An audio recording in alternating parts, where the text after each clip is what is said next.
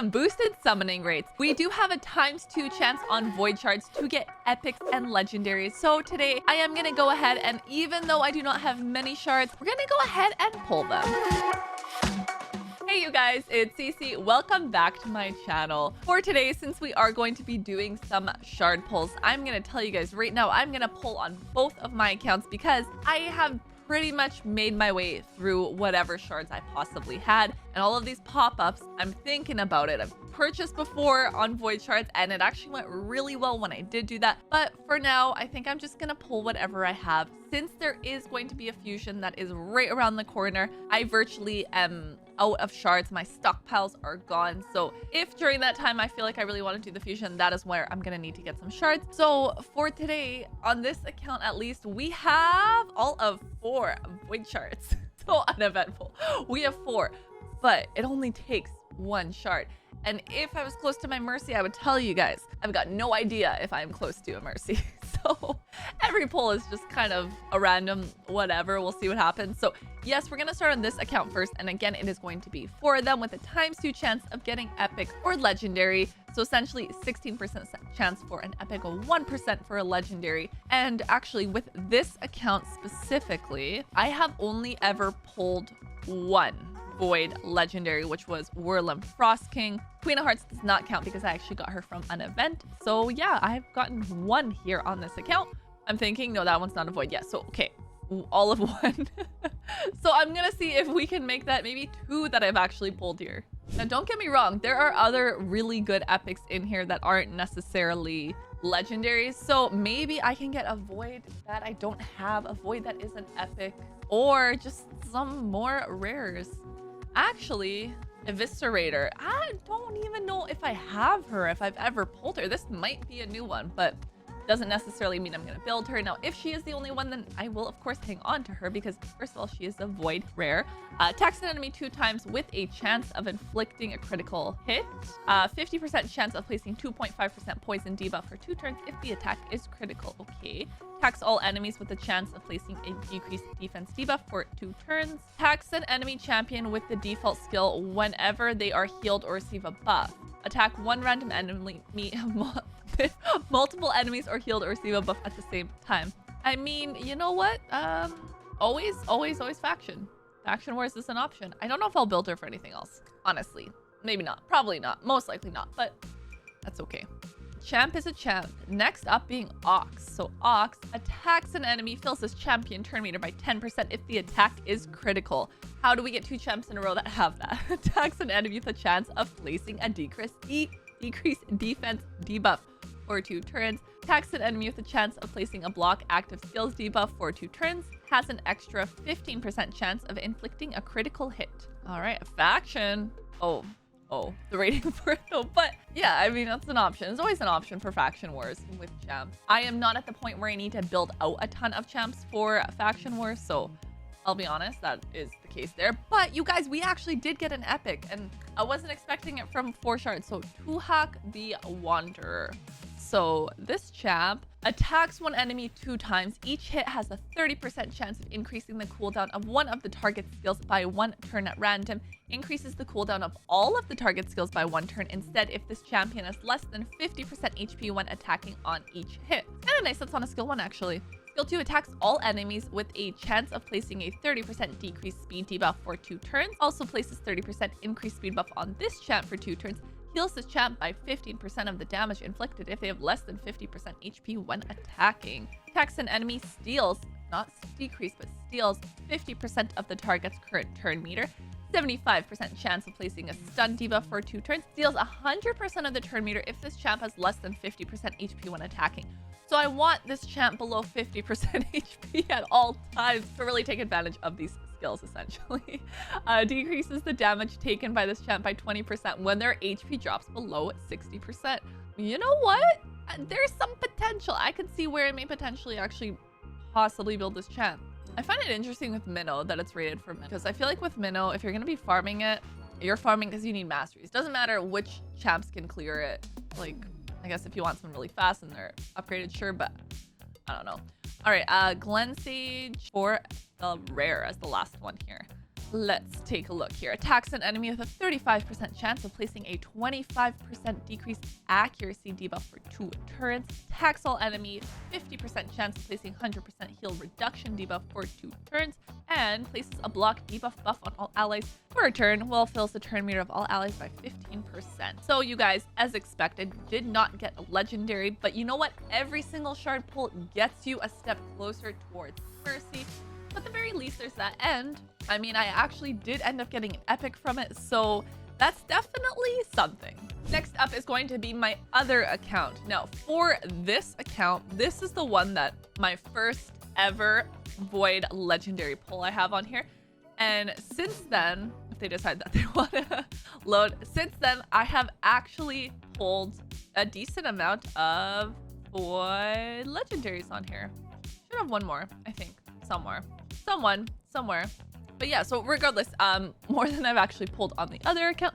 So no complaints in that regard. Now, again, I have all of 4 shards. So that makes 8 shards. I didn't even have 10 shards between the 2 accounts. I don't know what I was expecting. Probably nothing. Oh, I need more room. At least I noticed that part. Definitely, like I said, I always go into this.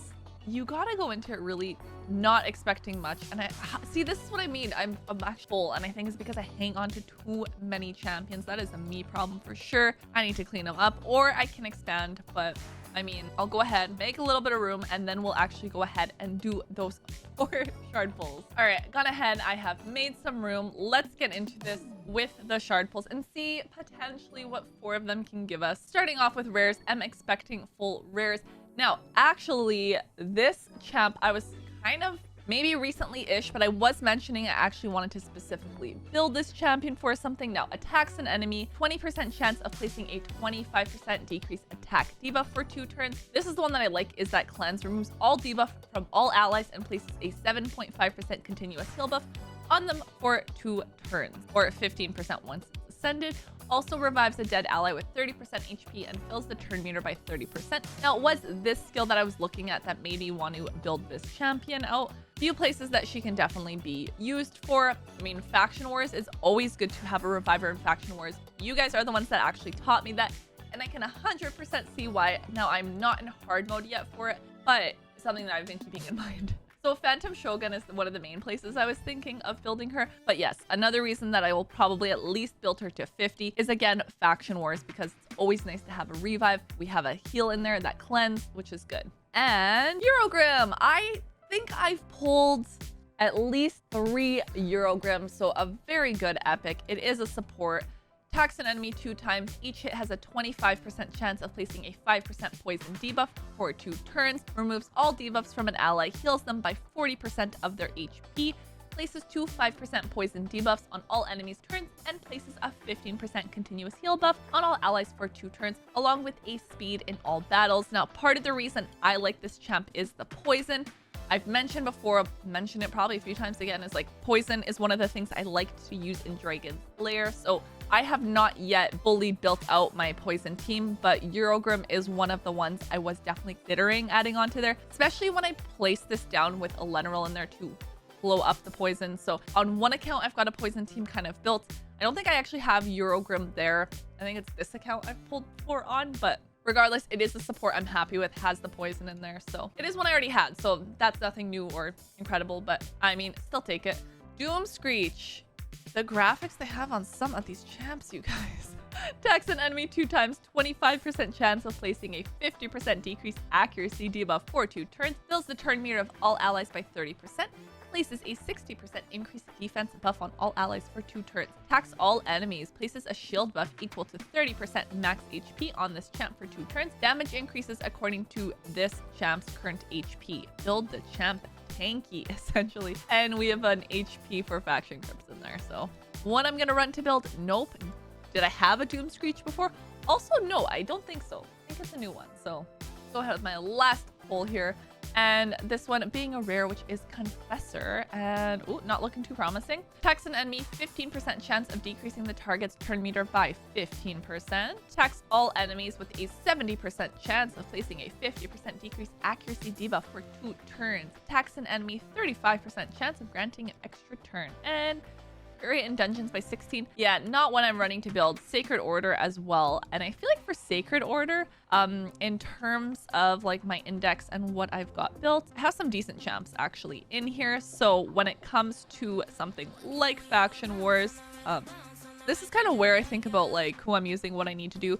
So Sacred Order, I'm at 40 stars. I think I actually have the most on my Sacred Order and could probably even do more once I end up finishing building out some more of my champions. So probably not one that I am running to build. So honestly, you guys, obviously my pulls between my accounts were not super amazing. I did not get legendaries today, but I'm not mad about it. I never know if you don't pull, honestly. So I figured may as well go ahead and do those pulls. And part of the reason I'm also, you know, doing the shard pulls here and there is because I do want to bring content to you guys that's going to lean more entertainment side versus like guides and things like that. So for now, I'm taking you through my account progression, where I'm at on the account, what I've been working on. I will continue to do that because I know I asked you guys what type of content you wanted to see.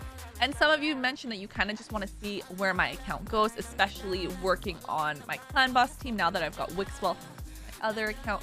I don't know if that gets confusing since there's 2 of them, but that content is still going to come out. I will still guide you guys along my journey, but stay tuned because I am working on, as I said, kind of entertainment style content.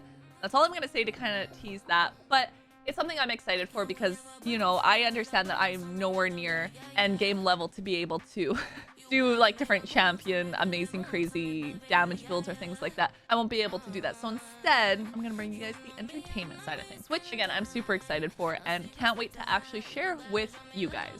If you download Raid Shadow Legends using my link, I'm actually going to start you off with the free legendary champion on day 1. And then at level 10, level 20, and level 30, you'll get yourself an epic. That is 4 amazing champions that you can get just by downloading using my link. That's it for today's video, and although I did not get anything from my void shards, I do want you guys comment down below and let me know if you ended up pulling your shards or if there's any rares that are voids that you've been waiting for, you want multiples of. Let me know who is that champion. And as I said, I'm going to be working on new content for you guys coming soon, so be sure that you subscribe so you don't miss out on that. I'll see you guys next time. Bye!